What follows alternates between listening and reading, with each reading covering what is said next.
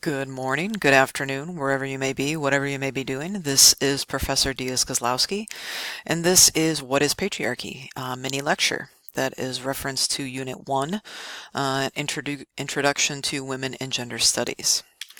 So in this particular mini lecture, I'm going to be referring to key points and definitions that are within Alan Johnson's essay, Patriarchy, the System, and It, not a he, a them, or an us.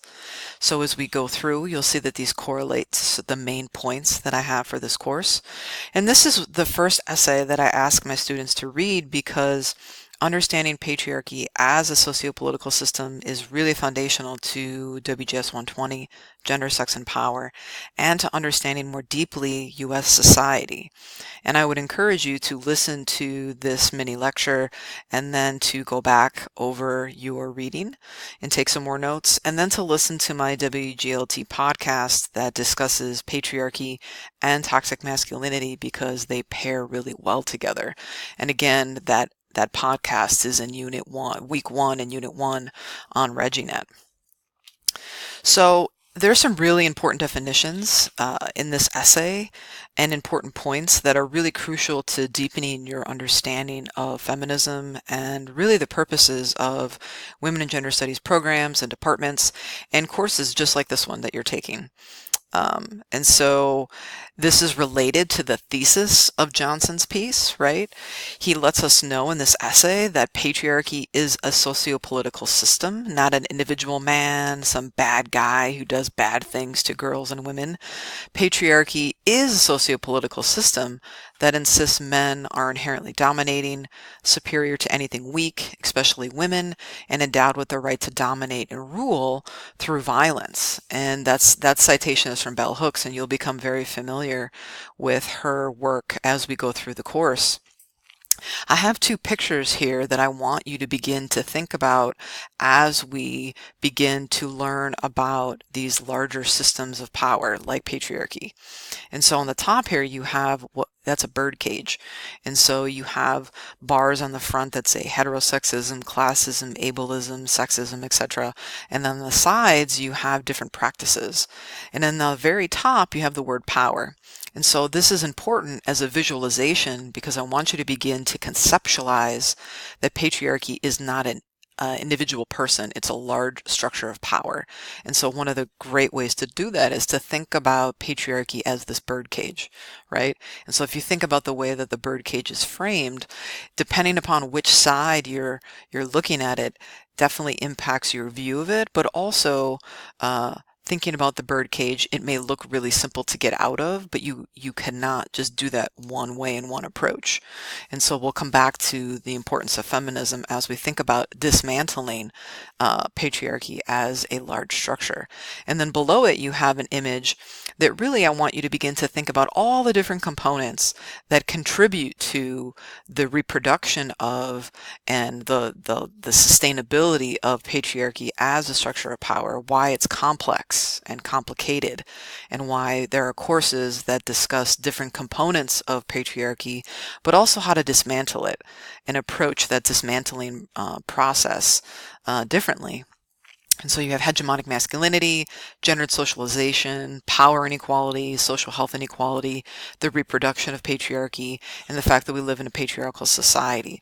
So these are images that I want you to begin to think through and connect with patriarchy as a social structure to really help yourself understand that it is not an individual person, right? The next big definition is sexism. Sexism and patriarchy are interrelated, right? That's very important to understand. Sexism is the cultural, institutional, and individual set of beliefs and practices that privilege men, subordinate women, and denigrate values and practices that are associated with women, right? So patriarchy is the structure that allows sexism to exist, that contributes to its reproduction, and it impacts our lives in really, really negative ways. But what I want you to begin to think about and understand as you go through this lecture is that women and men are not impacted by patriarchy and sexism in the same ways. This is a really important point. And I think as I've taught this class, most people at this point have to really wrestle with unlearning how they used to think or think that they knew what patriarchy was or what it did, and having a better sense of actually using terms like sexism and patriarchy because they are realities in our world. So all people participate in patriarchy. However, that participation is not equal or homogeneous, and the consequences of participation vary. So what I want you to understand is that sexism and patriarchy are interrelated, okay? And so that's why we have feminism, because feminism is the collective struggle to end sexist oppression. There is no one way, if we go back to the birdcage, there's no one way that we can dismantle this very complex structure of power. And so you have feminism as an approach to do that, and you'll learn as the course goes on different approaches to feminism and using feminism. So feminism is a verb. It's not something that you just hold in your pocket. It's a commitment to a collective, which means it's not just you as an individual person to ending sexist oppression, and that there are folks who've been living before you were born that have been trying to and continue to end sexist oppression, right? So sexism isn't just, oh, you're different because you're a woman. Sexism is oppression, right? So it's important for you to, one, understand the way that patriarchy, sexism, and feminism are related and why, what feminism is trying to do, okay? At the same time, I really want you to understand that feminism isn't an old movement of white middle-class women in 1972, that it's very real, and it's a strategy and a tactic to try and eradicate patriarchy in the present moment today. So that's very important that you recognize it is still significant, and that feminism plays a significant role in dismantling patriarchy as a socio-political system. So one of the first main points of Johnson's essay is that patriarchy is not, again, an individual person. Go back to the birdcage. It's a socio-political system. It's a structure. And so I have here a list of ways that when we just frame patriarchy through this individual frame, what happens and what we can't do. And again, this probably is one of the biggest misconceptions, inaccurate things that people come into WGS120 with, is really focusing on individualism. And we can't do that in this class because patriarchy is a system. So we're going beyond the individual. We're thinking about things through an intersectional lens, and that's very important. We're not just looking at things through your own individual experience and also just through individualism as a frame, because that can't explain the way that oppression is systemic and connects to one another. Right? So patriarchy operates on different levels. And in order to do that, we can't just look at it through an individual frame. Okay. And again, framing patriarchy just as an individual person or an individual man or a bad man, it really frames discrimination as solely individual traits that people have or don't have. And so individual people have bias, yes, and individual people can be discriminatory, but that's not what patriarchy is. Okay, so men are privileged and they are a dominant group because we live in a patriarchal society. And so although men may not feel privileged, they are. But it's important for you to recognize that patriarchy, when we use that phrase, when we're talking about it, we're not talking about an individual person. Patriarchy does four really, really, really, really important things. Okay, it organizes our life as human beings. Right? And we don't think about it because, again, if we go back to the birdcage, we're not always aware of what's around us. We're not taught to see these things.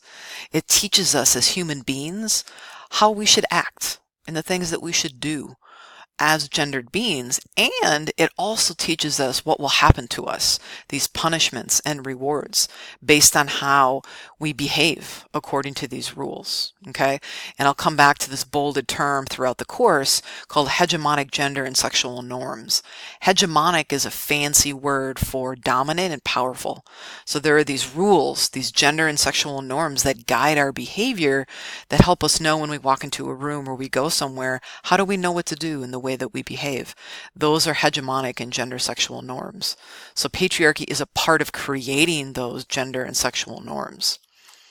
Patriarchy also gives us this web, right, of ideas, language, and relationships that define our reality, what we know to be true, and what is considered to be good and desirable.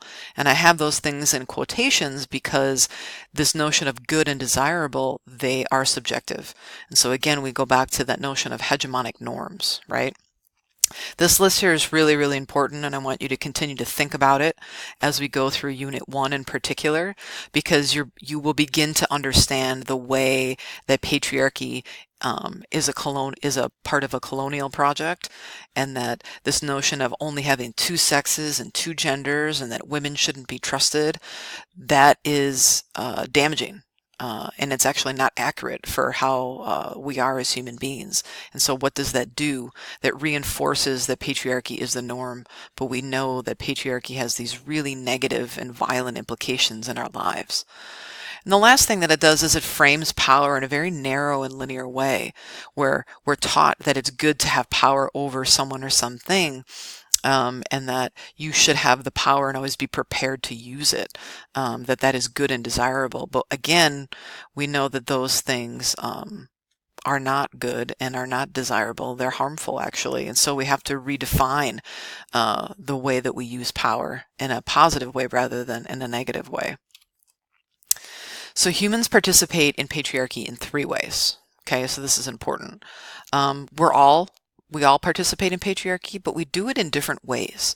And so one of the really cool things about taking this class is that you as individual people can begin to attempt or to try to change and to make different choices about how you participate in patriarchy. Okay. And that also, the other big thing, you are in an educational institution. And so education is one of the most important institutions that we have in the society.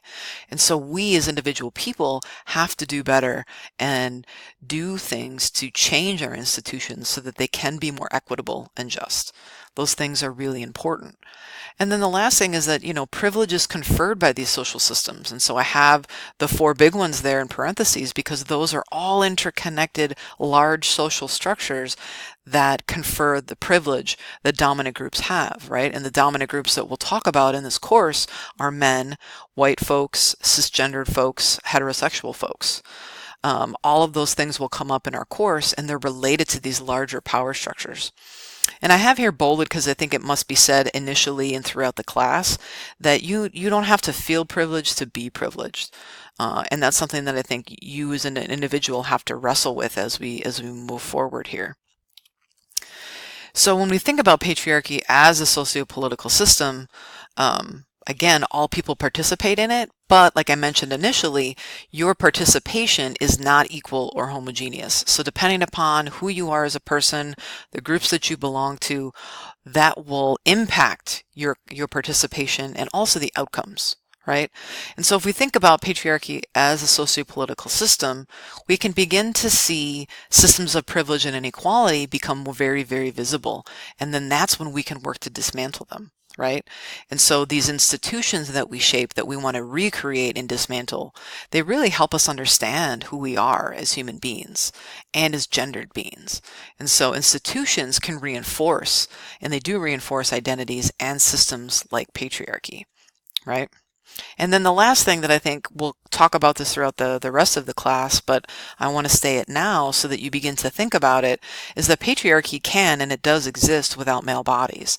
And that's because people of all different genders internalize patriarchy. So if you go back to the beginning and you look at the bird cage, we internalize that as normal, as okay, even though it's harmful and it's not okay, and it has really negative and violent consequences. Folks can internalize it, which makes the unlearning work so important, which is why it's really good that you're in this class.